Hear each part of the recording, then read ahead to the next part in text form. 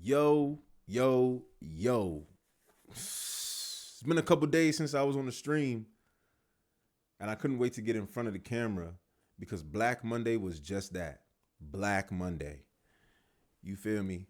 Um, so every year at the end of the football season, at the end of the regular season, I should say, um, that's when coaches get fired. That's when people get let go of. And this year was no exception to the rule. Black Monday, right? Kevin Stefanski for the Browns, fired. Pete Carroll for the Raiders, fired. Jonathan Gannon for the Cardinals, fired. Raheem Morris for the Atlanta Falcons, fired. And John Harbaugh for the Baltimore Ravens, fired.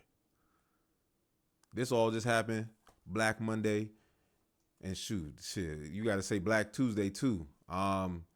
Crazy turn of events. There were some coaches that I didn't see getting fired. Actually, most of them I saw getting let go of, to be honest with you. The only one that caught me by surprise was John Harbaugh.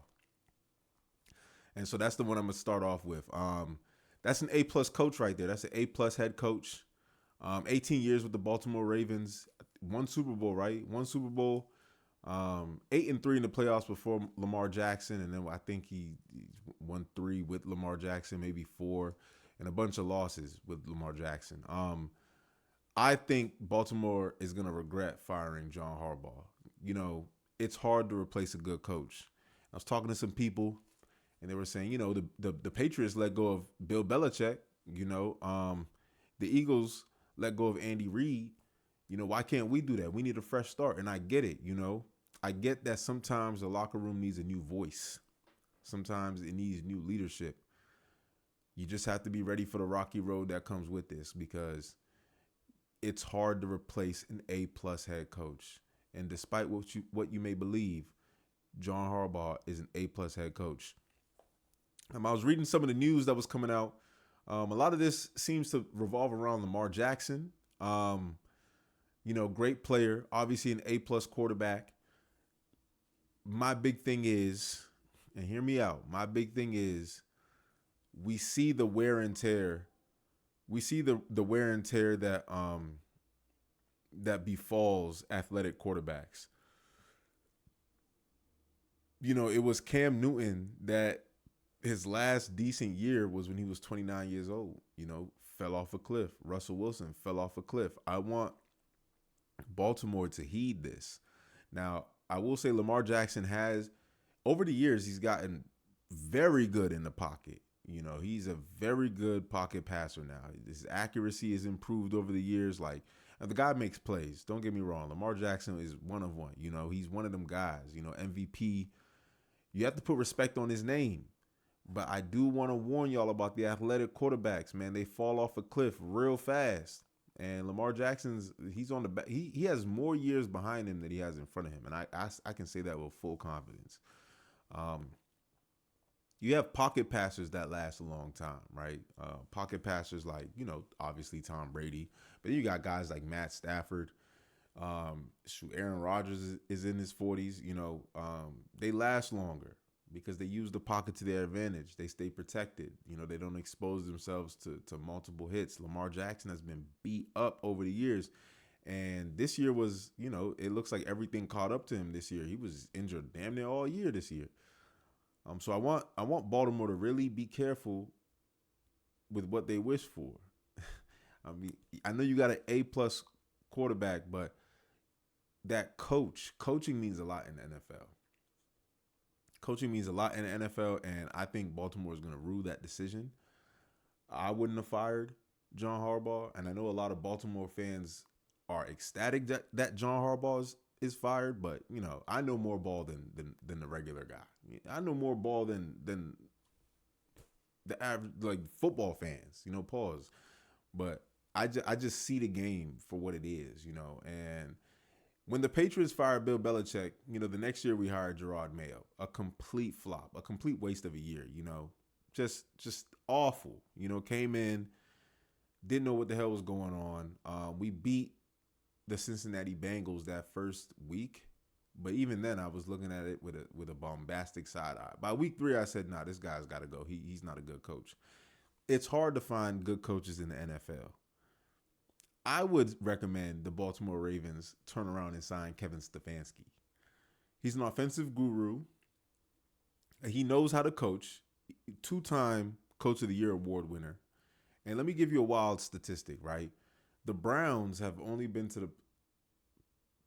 had two playoff victories in the last 23 years. Both of them were under Kevin Stefanski. So don't discount him. You know, he's actually hot on the market right now. Colin Cowherd said the best way to gauge a person getting fired or to gauge a person's value is how the job market reacts to him being a free agent. Kevin Stefanski's at the top of a lot of teams' lists. He's at the top of the New York Giants list right now as we speak, and Atlanta's looking at him too. A lot of teams want him. He's at the top of their list. Kevin, pump your brakes. The Buffalo Bills might be available for you too, because if McDermott can't get this win, this is. I'm gonna talk about the playoffs on the back end, but this is the most pressure Josh Allen has ever had in the playoffs because guys like Lamar Jackson, Patrick Mahomes, Joe Burrow, they're not in the playoffs this year. This year, your path to the Super Bowl is like your Drake Mays, your Bo Nix, right? Your Trevor Lawrence, you know, stuff like that. So there's a lot of pressure on them. So if the Bills do get knocked out first round, maybe even the second round, they might say, "Hey, Doug McDermott, you might have to go." It might be like a what was that team? The Warriors. Remember when the Warriors had Mark Jackson? You know, good coach. He's not a bad coach. He's a good coach, right? But in order to unlock Steph Curry's genius, they had to bring in Steve Kerr. So this might be one of those circumstances. In order to fully unlock Josh Allen, they might have to bring in an offensive guru like Kevin Stefanski. Because understand, man, the Buffalo Bills, it's a whole lot of Josh Allen, please put the cape on. Save us. So, Kevin, I think that there's a job market for you out there. You know, so pump your brakes, take your time. Don't rush into a decision. This isn't Mike Vrabel going to the Patriots, right? That was like a foregone conclusion. This one is a little different, you know. So we're gonna see what's up with this coaching carousel come this offseason when all the dust settles. But you know, there's gonna be some coaches snatched up here soon. So I am happy to see that the Raiders are going in a different direction. I love Pete Carroll. I love what he stands for. I love his passion for the game. I love that he's always been there for his players. You know, he's always galvanized his troops, even in the worst of times. You know, he's still been there, solid as a rock for his team. So you saw Geno Smith. Geno Smith just deleted everything off Instagram, and he posted a story with Pete Carroll. You know, with the goat emoji on there. So you know he's advocating for his coach, but I think it's time for Pete Carroll to, retire the jersey, go a different direction, maybe be an advisor or something. He's still a football genius, and he truly do love the game. Like Pete Carroll is one of those coaches that truly does love the game. He takes it very serious. You know, he loves football with all his heart. He didn't even have to come back for another season coaching. Yeah, he has $100 million sitting in the bank account right now. He didn't have to come back, but he came back for the love of the game and brought Geno with him. So, but the Raiders are going to go in a different direction. We're going to talk a little bit about the draft later on. We're going to talk about the draft order. The Raiders right now are looking to bring in Daboll, ex-Giants head coach, to come into the Raiders as the offensive coordinator, while bringing in Brian Flores as the head coach, defensive coordinator for the Minnesota Vikings. I would switch that up a little bit. I think the only reason why they're doing this is because they know you're not going to get Brian Flores to leave the Minnesota Vikings just to be a defensive coordinator somewhere else. So you got to offer him a promotion essentially. So his next step would be to go back to being a head coach. With what the Raiders are getting ready to experience, they have to look 3, 4, 5 years down the line, right? They got to look at it like this. Boom. You get Brian Flores. You have the number 1 pick. So it looks like you're going to go get Fernando Mendoza, rookie quarterback. You're going to have Daboll there, who, again, is another offensive genius. He's gonna coach Mendoza up, and I believe Mendoza is gonna produce. There's a team around him. Obviously have to tighten up on their defense, but they have the offensive weapons around him. They might have to get a receiver, maybe a receiver or two, because they traded old boy, but they have to get they're gonna get their quarterback right, and they have Brock Bowers, Ashton Jinsey in the backfield. Like they have the players already that's there to help Fernando Mendoza have a solid transition into NFL. And when Dayball does a good job with Mendoza, he's gonna be up for another head coaching position somewhere else. So Flores is gonna lose his offensive coordinator. And then he's going to be a defensive coordinator that's looking for another offensive coordinator to match or exceed Brian Daboll. And we have yet to see that consistently. I mean, you look at Detroit this year, right? What's that boy name? Head coach for the Bears. His name escapes me right now. I don't know why, but Ben Johnson. You look at the Detroit Lions losing Ben Johnson this year. He goes on to become the head coach of the Chicago Bears, and the Detroit Lions team, like the offense, just collapsed. You know, they didn't have that consistent creativity that was affording them 30-point cushions. You know, consistently. You know, head coach had to take over play calling duties. That's never a good thing. Never ever is that a good thing when the head coach has to take over play calling duties. So the Detroit Lions, they even fired offensive coordinator John Morton. This happened yesterday. So you got to understand that these are the things that's going on right now in terms of hey, appreciate the follow, bro. Yes, sir. You got to understand that these are the long-term negative effects of hiring a great offensive coordinator when your head coach is a defensive coordinator. You lose your offensive coordinator 9 times out of 10. You see the Commanders are about to go through that same circumstance right now. And once we're going to see what happens next year without Cliff Kingsbury. I'm cool, man. Appreciate you joining. Appreciate the chat. You feel me? Everything good on this side. There's not much really to talk about in terms of the Cardinals and Falcons. Obviously, they're starting their head coach search. They're gonna look for their head coach. I wouldn't want to be the Cardinals head coach. They have no prospect whatsoever in terms of draft position to get a new quarterback unless they bring back their quarterback, which I don't see that happening. And then Atlanta Falcons. The Atlanta Falcons, they have a solid opportunity. I ain't gonna hold you. They got a solid opportunity to land a head coach. They still have Kirk Cousins under contract, which is good. I liked Penix. Let me correct myself. I liked Penix. I thought Michael Penix had an opportunity to be a great quarterback, but I'm seeing after this year, bro, another injury, another season-ending injury to your knee. You know, it's the same knee that you had. It's the same, ACL, MCL, that injuries that you suffered back in your college days. So we're seeing you become injury prone. And if you're an injury prone quarterback, you know, you're not going to last too long in this league. He might be a serviceable backup. It's a good thing they still have Kirk Cousins. As we saw towards the back end of the year, Kirk Cousins just needed some time to heal his Achilles. But I think if Atlanta gets a good head coach, I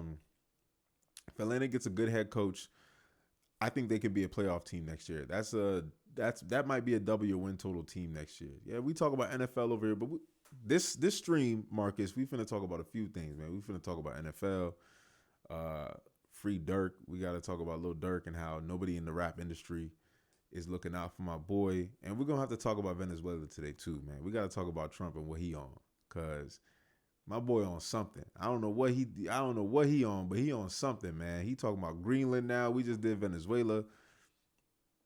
I don't know. It's getting a little hectic out here in the geopolitical space. So we're going to have to talk a little bit about that later. Right. So yeah, Black Monday, man, that was an interesting Black Monday. I want to see the coaching prospects that come out of this though. I want to see who's up for head coaching positions. I want to see where these people land.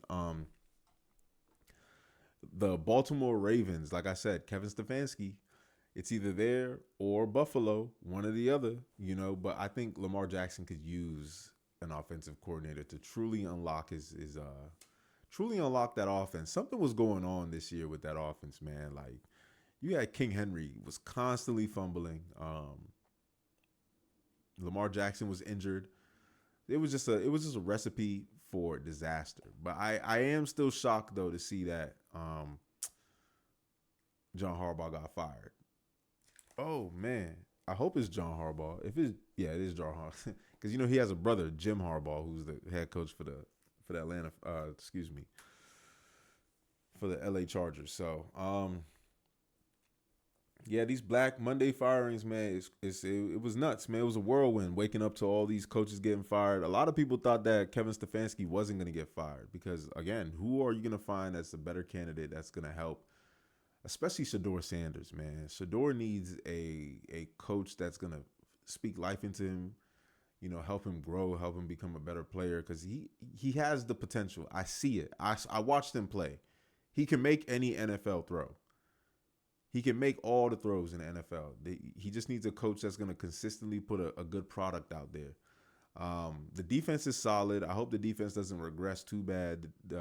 Cleveland's defense has always been good for as long as I've known. And Myles Garrett is still there. You know, they still got that rookie middle linebacker who's going to go into he's going to go into his sophomore year next year. So you can't call him a rookie anymore. So yeah, the coaching carousel is kind of nuts right now, man, and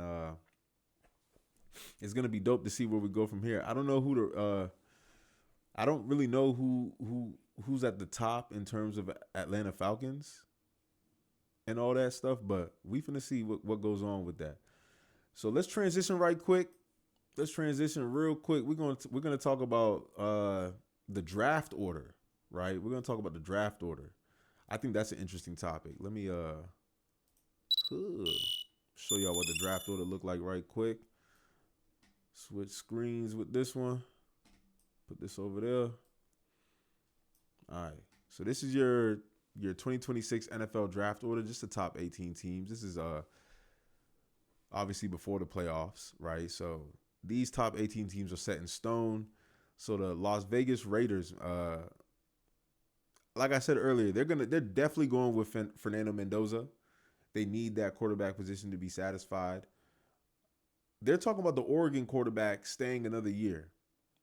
I suggest he stays another year as well because you do not want to go to this team, right? You do not want to go to the New York Jets. You do not want to play with them, man. Who's New York's head coach right quick? I forget his name.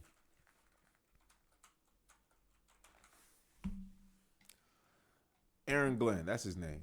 The New York Jets head coach, Aaron. Appreciate it. I love the accent. Appreciate it, bro. Aaron Glenn, he to me is like, what's his name? Gerard Mayo with the Patriots last year. I don't know why he still has a job. No idea why. That's going to be a dud year.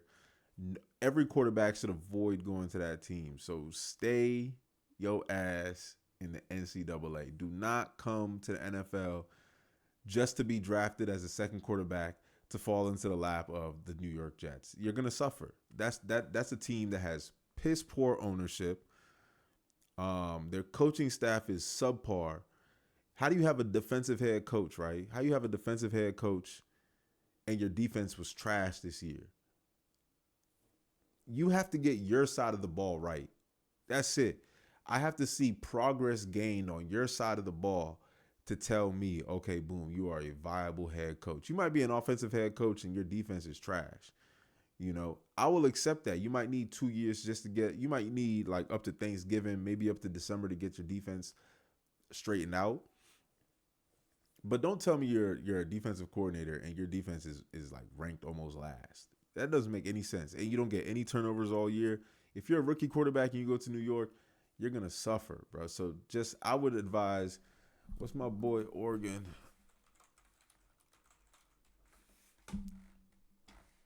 Who their quarterback?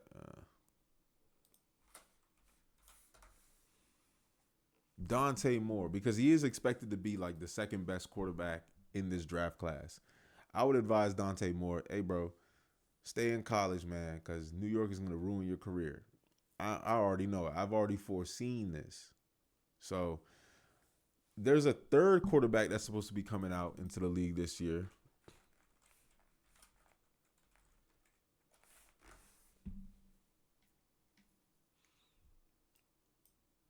Ty Simpson with the Alabama Crimson Tide. I don't really see much out of Ty Simpson myself. So if he comes out, this is the NFL. Teams are gonna reach, right? Teams are gonna reach real bad. If he comes out, that's gonna be pretty bad for him. I would advise Ty Simpson. Well, Ty Simpson's already coming out. There's gonna be teams that are gonna try to reach for him. I would advise any team that's in the top five that needs a quarterback. So obviously New York needs a quarterback. Arizona might need a quarterback. Tennessee doesn't. New York doesn't. Cleveland doesn't. Washington doesn't. Apparently New Orleans doesn't. So after New York and Arizona, the next team that needs a quarterback is Miami at 11. If I'm Ty Simpson, I would rather land in Miami, right? So have some of these teams move back, trade back, get extra picks, and then select your quarterback. That's the best method right there. Get a couple extra second round picks, maybe a couple extra third round picks, move out of the top five, move down, try to get Ty Simpson on the back end of the first round or the back end of the top 10, top 20, and get your extra picks in because it would be a reach and a waste of a pick, to get him at number two or at number three. I wouldn't do that. Ty Simpson isn't that kind of he's not that kind of prospect that you should be reaching for. This isn't a very strong quarterback class. So I'd advise Ty Simpson or any team that's trying to draft Ty Simpson, just trade back, collect a little bit, get a few draft picks, and then try to go get him. And that's the smart way to manage your team. So to round out the top ten, like I said, you got Vegas, New York, Arizona, Tennessee, Giants type New York, Cleveland, Washington, New Orleans, Kansas City landing at number 9. That's not even fair. We have to deal with a decade of Patrick Mahomes, and now they have a top 10 pick. It's not even fair, man. I wonder who they're gonna draft. Maybe another offensive lineman. Maybe they better not get a running back. What was their Achilles heel this year? What was really holding back the Kansas City Chiefs? I would say they should shore up their offensive line at number 9. Maybe trade back, get a haul, trade back, and get your offensive line and maybe one or two defensive pieces. Maybe get an early round running back, like a top of the second round, maybe bottom of the first round running back. They might be able to land Jeremiah Love if they trade back. I don't see many other teams that need a running back outside of maybe Dallas, but Dallas was pretty solid and they were decent in the run game. Let me not say so. They were decent in the run game. They were serviceable, but there are other needs that Dallas needs. So, yeah, you go down the list. Jeremiah Love could really fall to Kansas City if they trade back. Maybe Minnesota needs him. We'll see where that goes with that.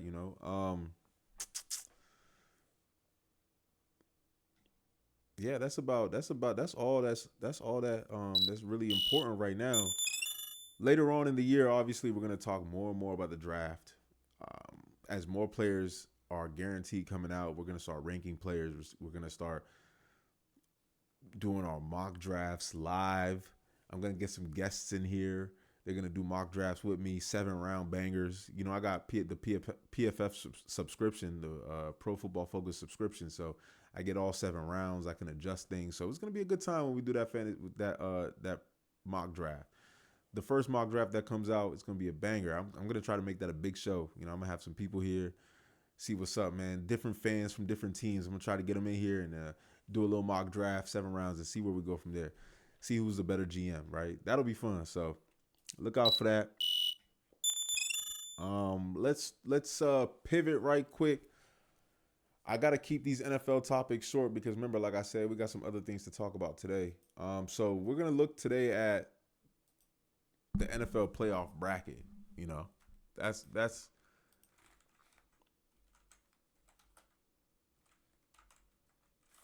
NFL bracket 2026. Show you what this joint looking like. Nah, I don't want to see. Oh, fuck it. We can look at it like this right quick. Houston versus Pittsburgh. Buffalo versus Jacksonville. Chargers versus Patriots. And on the NFC side, we got the Rams versus the Panthers, 49ers versus the Eagles, Packers versus the Bears.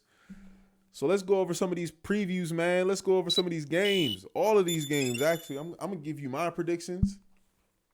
I'm going to give you things that I think that are how how these playoffs are going to shake up.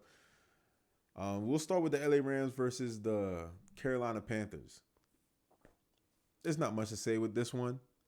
Definitely take LA. I know LA has to travel to the East Coast. You never like taking West Coast teams traveling to the East Coast. You never like taking those.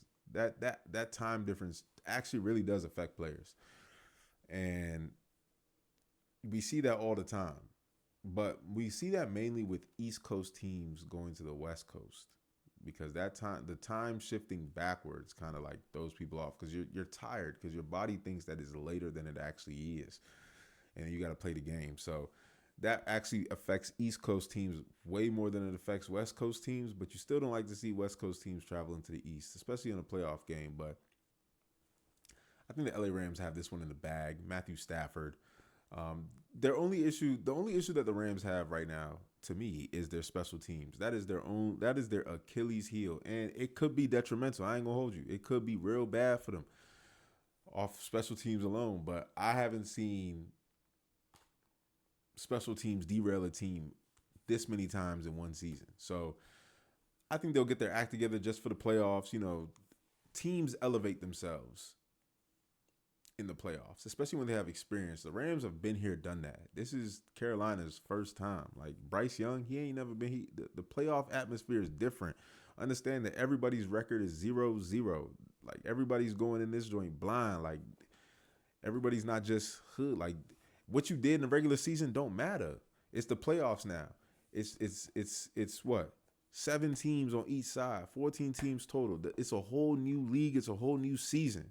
This is the cream of the crop, So if you don't have this kind of playoff experience from you, the player, the leader of the team, the quarterback, whoever lead the defense or the head coach, if you don't have this playoff experience, man, this stuff it hit a little different. So I'm taking the LA Rams with that one. Put your money on them. Money line guy, man. We don't do too much with this spread stuff. I'm not too good with the spread. Against the spread, I'm a straight loser. Money line, I can tell you which team's going to win. So let's move on to the San Francisco 49ers versus the Philadelphia Eagles. The Eagles today are not the Eagles from yesterday, right? But they are, I feel like they're getting their groove back. Their defense is still exactly who they were, just still dominant. This is a defense that can get you to the Super Bowl. This is a defense that can carry a team. How far is a whole nother question. But this is a defense that's been there, that's done that, So I love the 49ers. Brock Purdy, I like him as a quarterback.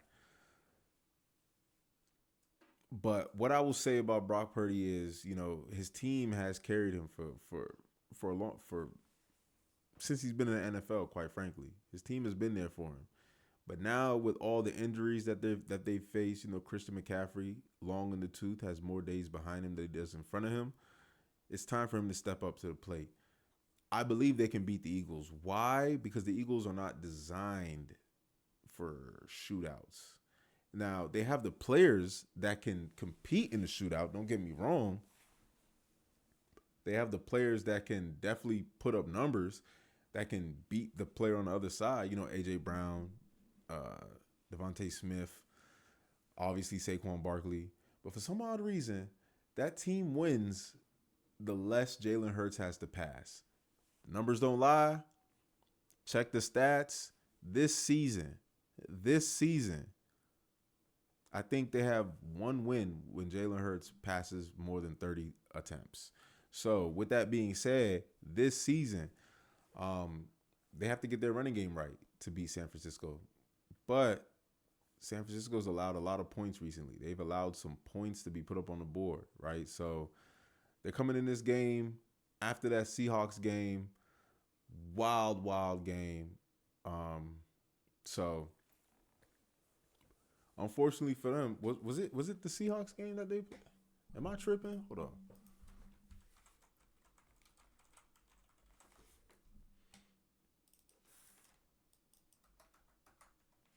Verify right quick. Yeah,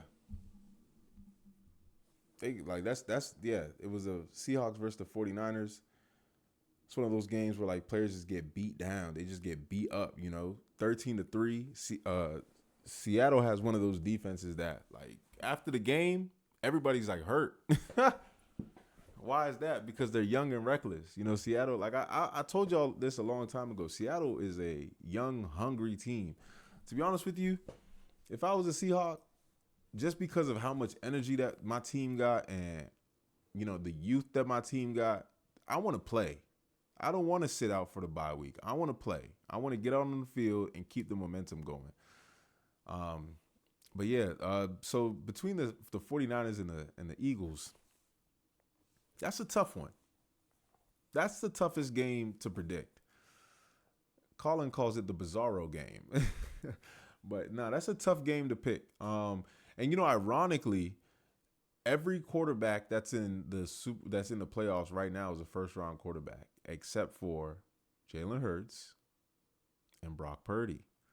So this is the game of the underdrafted. This is a game of like the guys with the chip on their shoulder. They were overlooked. We're gonna see how they perform out here.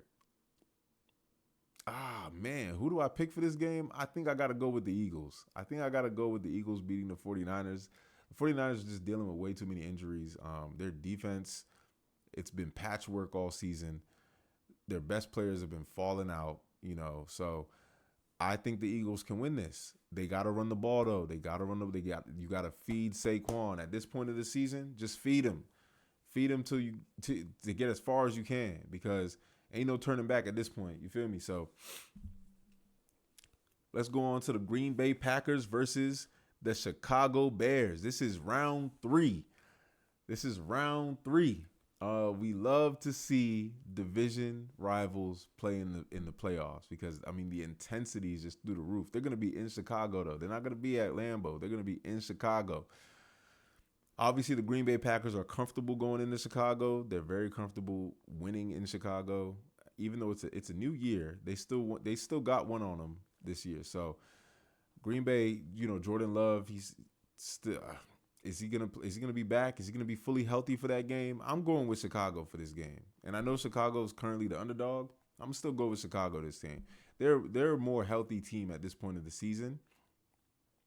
And Caleb Williams, I love what I'm seeing from Caleb. Now his passing percentage is low. Who cares? Who cares? Like I said, it's the playoffs, man. It's a whole new season. They don't even keep stats for the playoffs. These stats don't even go towards any type of seasonal award. So who cares? I got my team to the number 2 seed, and we finna whoop ass. That's how Caleb Williams needs to think. He needs to come into this joint confident like that. They're all doubt. Vegas is doubting the Bears. Everybody's doubting the Bears, man. Everybody just thinks they're just giving Green Bay the benefit of the doubt. Now, Green Bay's been here before. This ain't Green Bay's first rodeo. They've been in the playoffs before. They've had success in the playoffs before. Matt LaFleur, he's been coaching his ass off. I think this is one of those games where Matt LaFleur might quietly be on the hot seat. Quietly. They got a team now. They got a team. They got a solid defense. They got a team over there. So I know they're the upstairs, the brass. I know they're expecting something from the Green Bay Packers. They don't want to see LaFleur lose in round 1. They'll take a round 2 exit, but I don't think they want to see a round 1 exit. At the beginning of the year, we thought Green Bay was like a Super Bowl favorite. But after watching this season and their offensive woes, ups and downs, I wouldn't say they're a Super Bowl team. They're on the bubble. They're on the cusp. But I'll take the Bears in this situation. I think they have it's a running game type game. Have you looked at the weather? If you look at the weather for the Green Bay Packers versus the Chicago Bears, you'll see that they are expecting 30-mile-an-hour wind gusts. They are expecting 30-mile-an-hour wind gusts. I said that right the first time. I had to repeat it just so you understand. Ain't nobody finna be passing 60-yard bombs down the field to Christian Watson. Jordan Love ain't gonna be doing that. This game is about to be. This game is gonna be about who has the better run game, who has the better offensive line, who's gonna beat up who. Both of these quarterbacks have the horsepower in their arm to rip it through the wind. But these are going to be short, intermediate passes. They're not going to have, like I said, you're not going to have 60-yard bombs. You're not going to have 50-yard bombs because the wind is going to carry the ball. These teams understand that. Weather is a critical factor in the NFL. Critical factor in the NFL. Everyone that watches the NFL know that. So we're going to be watching out. We're going to be watching out for that game. But take Chicago. I believe in them. I believe in Caleb Williams. Oh, man. It's tough for Green Bay. But I don't think this is their year. So let's move on to Houston versus Pittsburgh. Man, Pittsburgh escaped by the skin of their teeth when Luke missed that field goal. Boy, oh, that was a terrible game until the fourth quarter. That was a trash game till the fourth quarter. Then they just decided we want to finally score, and they started going crazy. Both teams started going. It almost damn near turned into a shootout between those two teams. Hold on.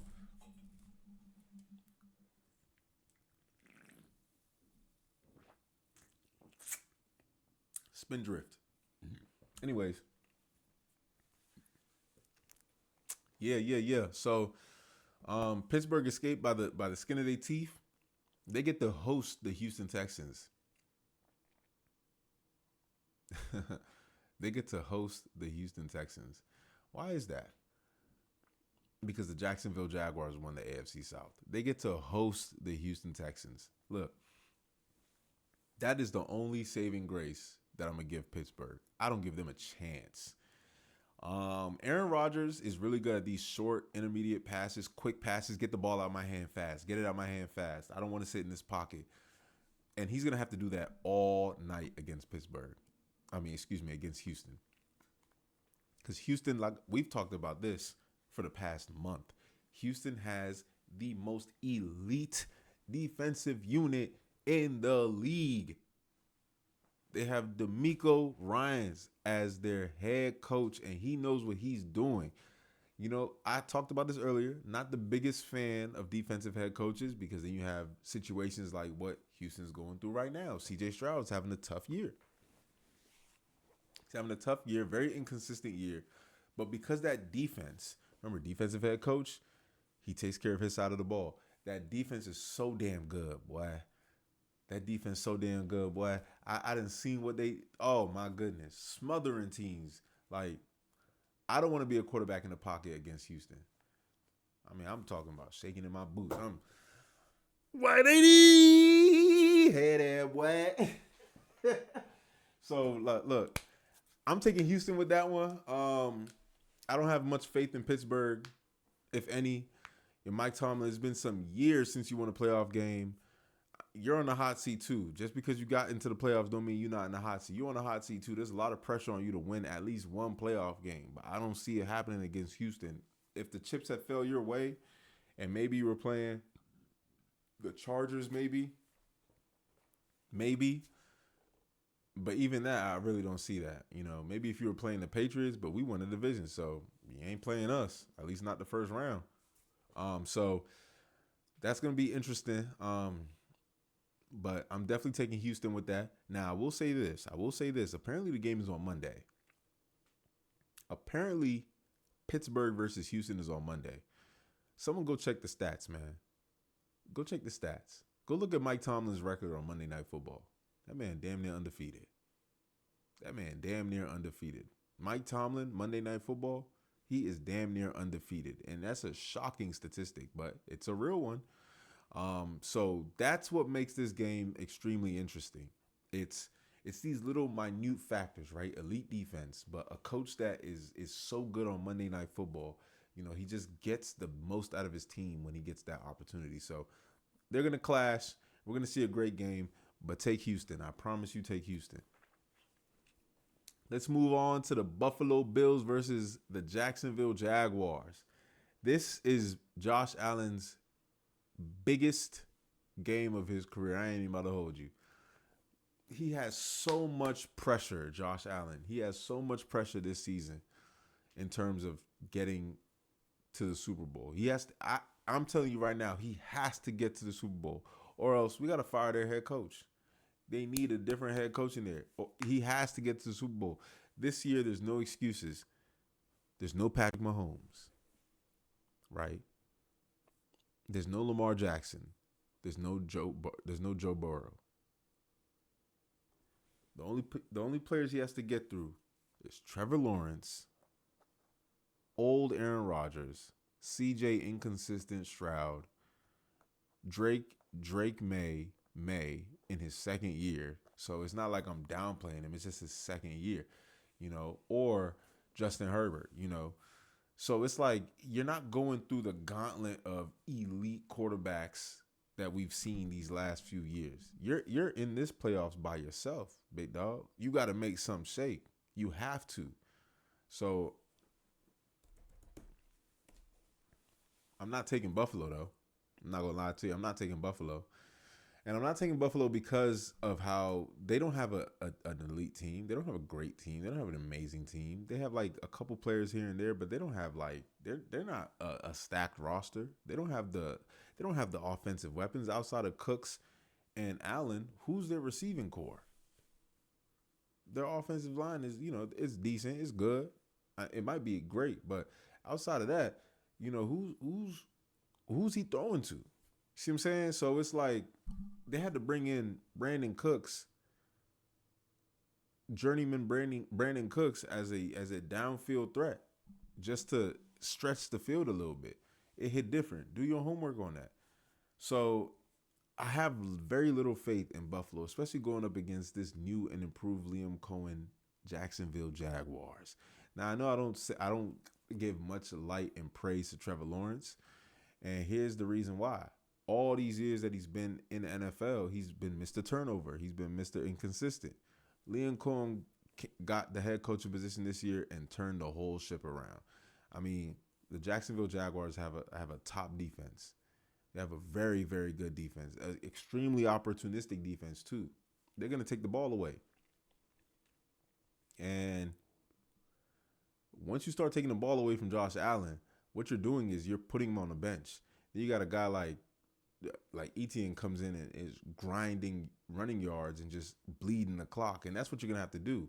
I'm taking Jacksonville in this one because they have the tools necessary to beat Josh Allen. And I'm not talking about beat the Buffalo Bills.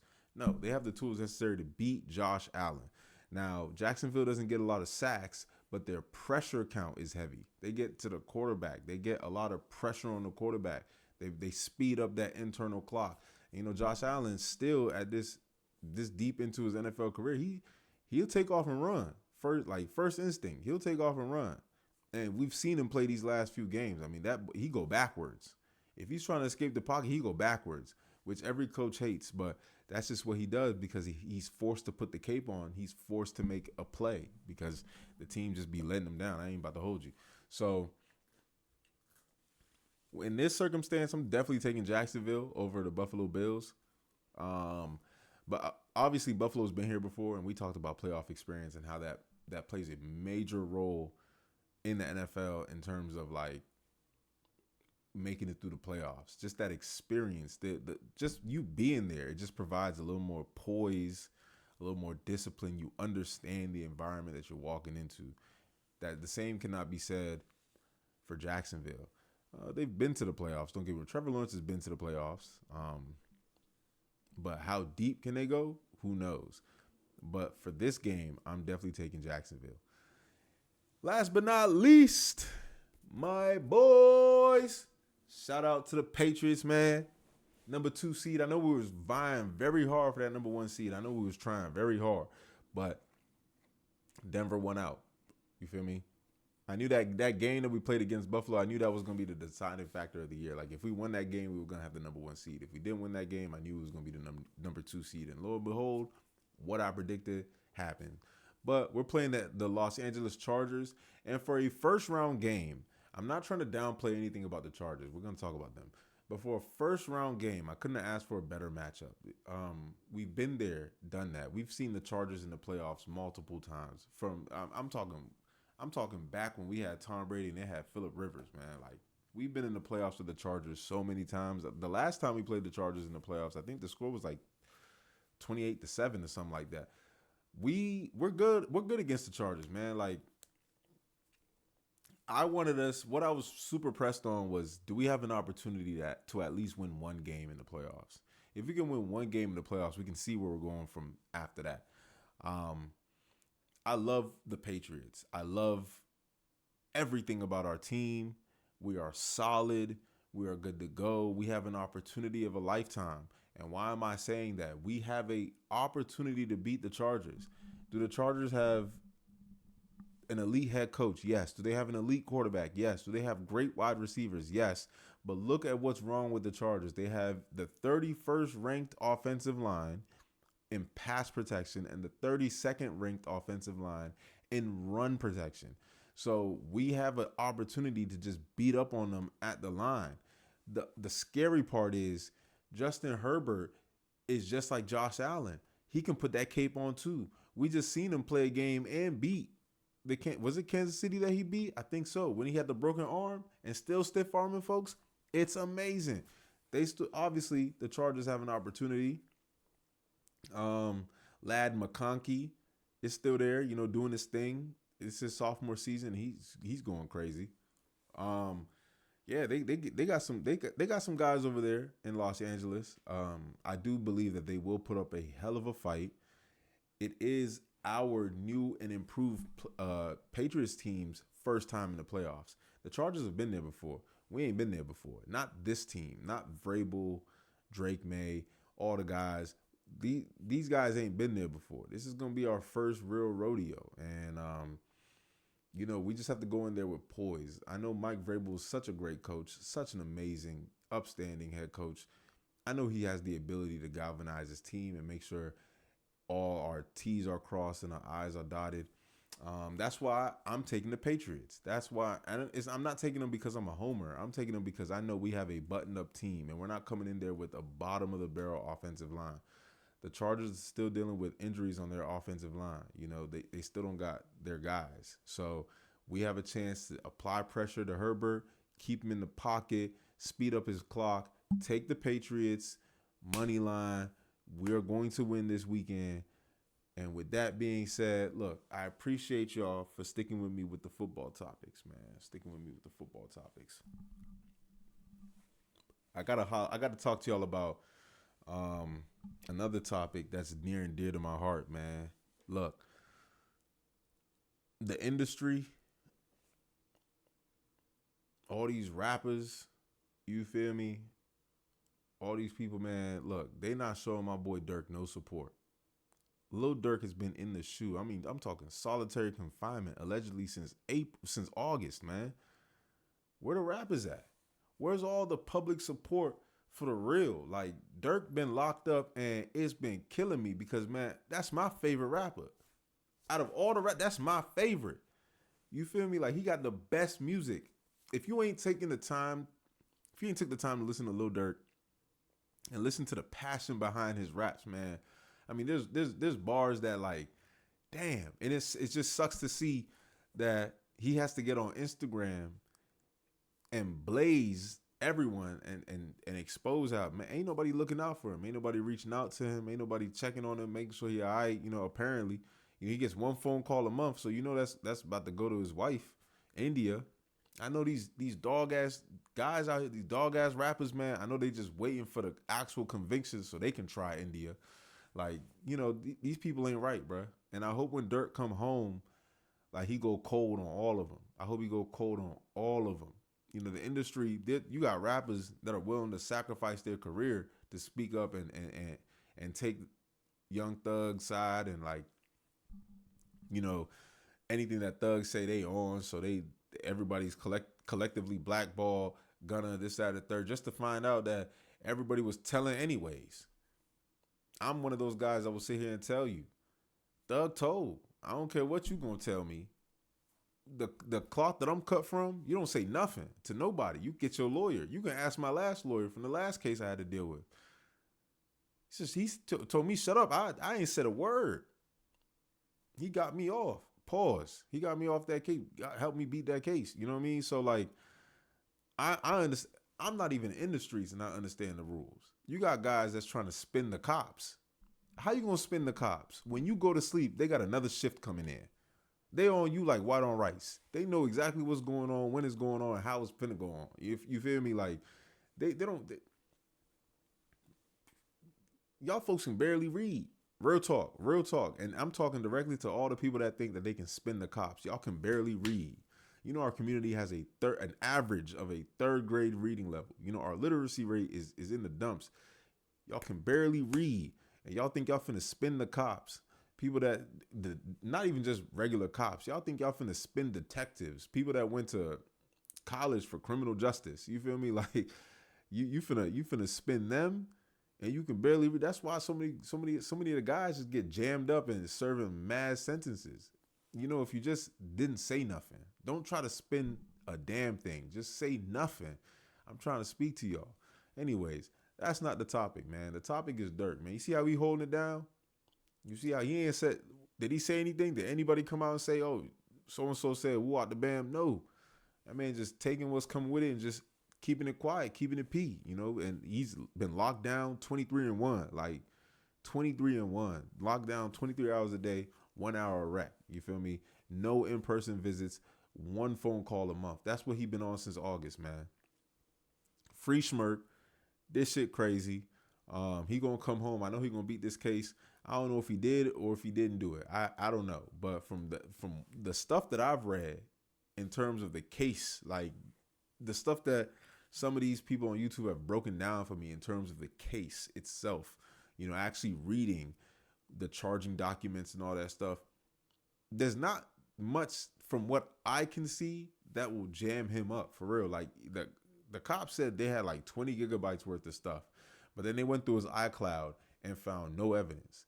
If y'all ain't heard about that news story, go ahead and check it out, man. They found no evidence on his iCloud. My boy coming home. So I hope the rap game ready, bro, because you know my boy Pooh ain't switch sides. Everybody's like on Young Boy dick now.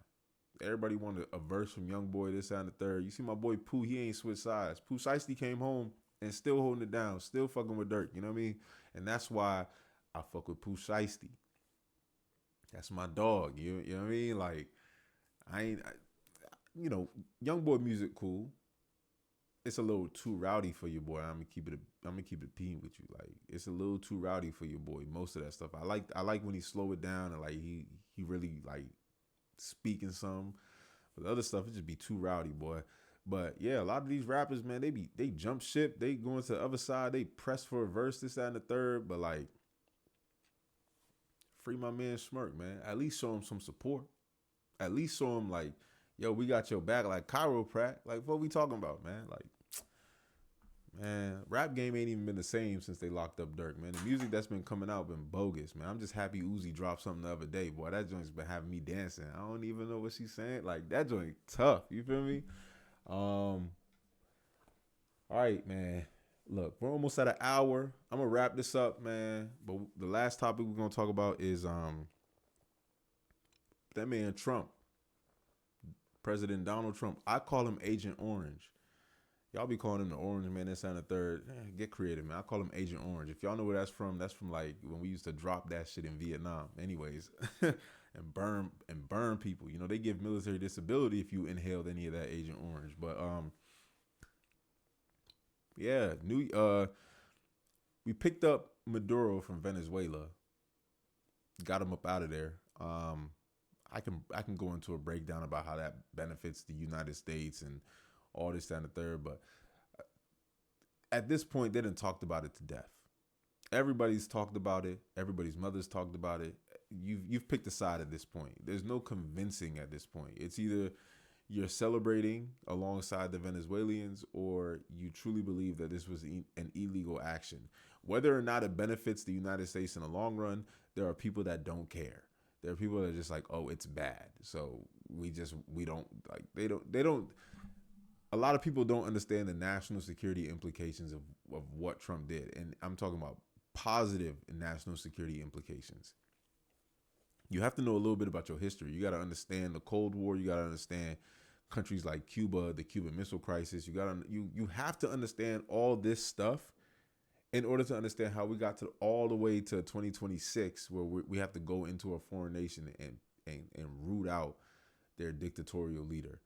Um, I don't support communism. I'm not a believer in communism. I'm not a believer in socialism. None of that stuff.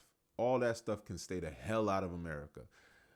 I like my capitalism. Why? Because it gives me the best chance at being successful and in achieving my dreams.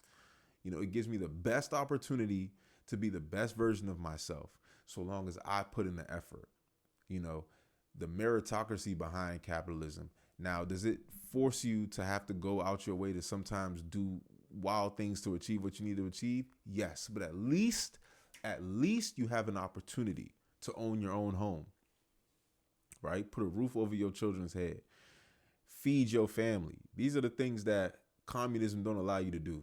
Socialism don't allow you to do this.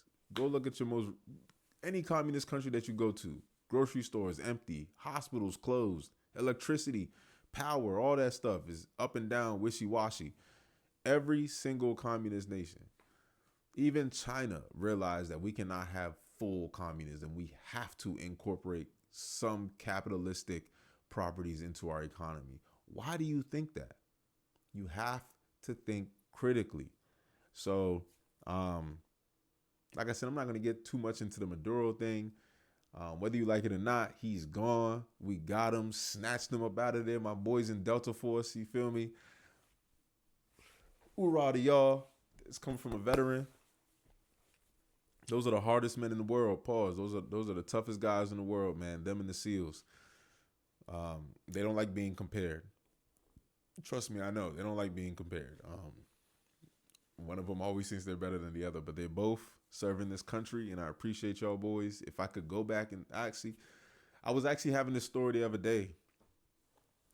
I was telling this story the other day. I was saying, I don't remember who I was telling the story to. But I was saying today, at the age of 31 years old, after the things that I've been through, like from going through the military, getting out the military, being a civilian, getting shot twice, rehab, getting into a shootout, this, that, and the third, growing closer to God and understanding myself even more, being more rooted in myself. I feel like now, today, I have the heart to go through buds. I truly believe that back then, when I was a young bull, first joining the Navy, seeing them boys go through like pre-buds and stuff, I don't think I had the heart back then to try that like to make it to the end. I would try it, but do I have the heart to make it to the end or ring that bell to get up out of there? I believe I would have rung that bell. Now, have I ever folded like that on a challenge? No. Never in my life, I promise you. If I started something, I've always finished it. But that one, if you know the stories about Hell Week and how the whole shit is structured and like how you got like 5 hours of sleep in a 7-day span, like that's real Hell Week. You feel me? You got to be mentally prepared for that, because your body's gonna fail you. That's just a guarantee. But you can push past that level, that point of failure, if your mind is strong enough. I had a very strong mind back then, but I don't know if I had the heart for that. But now today, I know for a fact I have the heart for it. Unfortunately, I got a metal rod in my leg, so I don't even think they'd take me. But sometimes I'll be thinking to myself, man, maybe I should try that shit. Maybe I should just go to the recruiting station and see what they say. They might give me a little medical waiver. You know how that go. If any SEALs are watching this, let me know. Do they give medical waivers, man? I've been back in the gym. I've been working out. I've been getting my life to I'm on the Stairmaster. I went through full rehab for my leg. I got full range of motion now. Like, any SEALs, let me know. Would they take me back? Because damn, after everything that's going on with Venezuela and stuff like that, and Iran and all this, man, like, I'm itching to serve the country. I ain't even about to hold you. I'm itching to get in that action, man. I was actually talking to my boy Burke about it. Like, I was like, man, look, I ought to volunteer to go to Ukraine. Just go be a soldier of fortune in Ukraine and go see if I can make some bread over there or something, So, but yeah, we actually had a brief little back and forth about that. I really thought about that for a second. You know how many guns I got in this house? Anyways, so Trump has turned his attention. Venezuela's done, checkmate on that. Got your king. So now he said that every single Southern American country with a dictator, um, yeah, you might be next. And you know what? To me, where I'm sitting from, I gotta ask y'all this question. I gotta ask those Latin American countries this question. The fuck you about to do about it?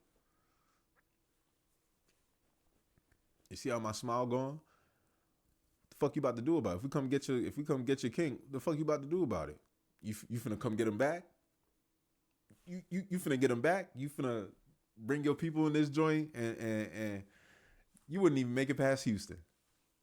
You wouldn't make it past Houston. You might not even make it past El Paso. There's an 80-year-old grandmother on her porch with a double barrel shotgun, sawed off, ready for your ass. But yeah, y'all ain't finna step a foot on this in this country. What? We got a citizen army before we even have to send the real boys. The citizen army will take care of y'all. What the fuck was y'all gonna do about it? That's why we talking to Greenland right now. Like, we need that. National security implications. We gotta understand. It's bigger than it's bigger than all this. It's bigger than how I personally feel, how you personally feel. It's national security, and I get it. Why? Because one day I'm gonna have children on this soil, and they will inherit the land that I've given them. And I want to make sure that they are safe from any outside threat. Because in this world, there is no good guys or bad guys. It is interests. It is national security interests. There are people that have it and there are people that need it. You feel me? There are people that want to see this country get destroyed. And you live here. Where else are you going to go if this country go down? 80%, like, yo, here's a wild statistic. 1%. And this stat was valid around the time I joined the Navy. 1% of the American population has ever left the USA. 1%. The other 99% has never left this country. They travel within the borders of the United States of America, which is perfectly valid because every state is damn near their own country. They have their own cultures, weather, climates, foods, all that stuff. The food that I'm going to get in Baltimore is not the food that I'm going to get in Norfolk, Virginia. If I go down to Miami, it's a totally different climate than if I go to Massachusetts. You see what I'm saying? If I go to California, it's a completely different ideology and culture than if I were to go up to Wisconsin. You see what I'm saying? So you don't necessarily have to leave this country in order to travel. So only 1% of this nation has ever stepped foot outside of America. And y'all truly believe that if somebody comes here and messes this up for us, that there's just some fallback plan for y'all? No. So we got to make sure as a superpower, we maintain that power, bro. This world ain't ran off good versus evil. It's ran off power. Power has always been there. You feel me? It's those who have power do what they can. Those who don't have power suffer what they must. You understand me? So every nation's goal is to get more and more. As time goes on, they're trying to get stronger. They're trying to get more resources. They're trying to get a bigger military. They're trying to protect themselves and then project that power outward to expand their sphere of influence. Every nation is doing it. From the United States to Russia to China, Cuba, every nation is doing it. Despite what you may believe, there is no benevolent nation that is completely peaceful and just we are peaceful people. There is no nation on this planet that's moving like that. None, not a single one. There's like 190 some nations on this planet. Not a single one is moving completely like, oh, we're just a peaceful. I mean, you might say Switzerland. That's the neutral country, right? Yeah, I think it's Switzerland.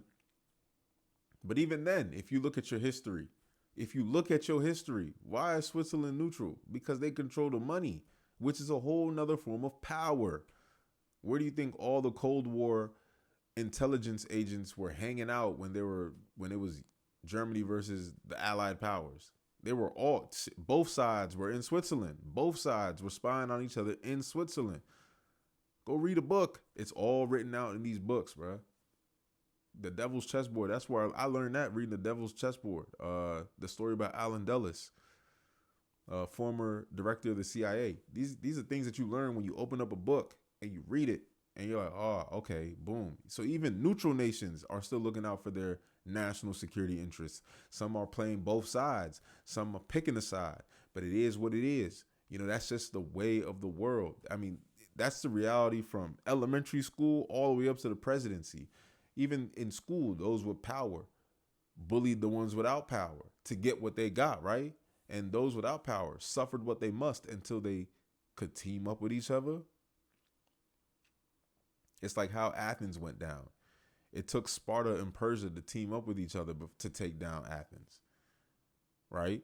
So if you don't got it, you got to align with others that might have it before you can go. And I think that's what a lot of people are scared of, you know, and I'll give y'all the benefit of the doubt. I think a lot of people are scared that the world will band together and come attack America, some nonsense like that. But what y'all don't understand is the world ain't doing that. The world is not doing that. There was a nuclear proliferation act that was passed a long time ago. There's not many countries with nukes. And they remember Hiroshima. They remember Nagasaki. They don't want that. They remember. It's called nuclear deterrence. So all these nations ain't finna band together and attack us. If that were gonna happen, that would have been happened. That would have been happened when we were haphazardly overthrowing countries during the Cold War and the late 1900s. Like when we was just flipping country after country after country in Vietnam and all this stuff, and just it wasn't even covert a lot of the time. It was overt actions taking over governments in different nations and coups and stuff like that. If nations was finna band together and attack us out of anger that we keep doing, they would have been done that. They're not about to do that now in 2026 when we have all the technology, when we have AI, when we have satellites going crazy. Bro, we can track a car from space and send that information to some podunk little office with a skiff who's then sending that on high side to another skiff somewhere else. And that information is getting sent to the troops to come get you. And you're in a car in the middle of nowhere driving. And then boom, they just show up. You're like, how did you even find me? Bro, we found you from space. So other countries know this. Other countries just watched us go into Venezuela and pluck their president and his wife right out of their bed. Other countries saw that. Why do you think all they're doing is denouncing Trump? They can't do nothing outside of that. They saw that and they're like, whoa, what the? They could do that? And this is after all these countries just saw us fly, what was it? 15 hours into Iran, drop bunker busting bombs and fly back before anyone even knew it happened. They saw that. They're like, what? They can do that? They got that kind of ability? They got that fire? Yes, we got that. So what the fuck you finna do about it? Not a goddamn thing. And with that being said, y'all have a good night. This is The Quachi Show.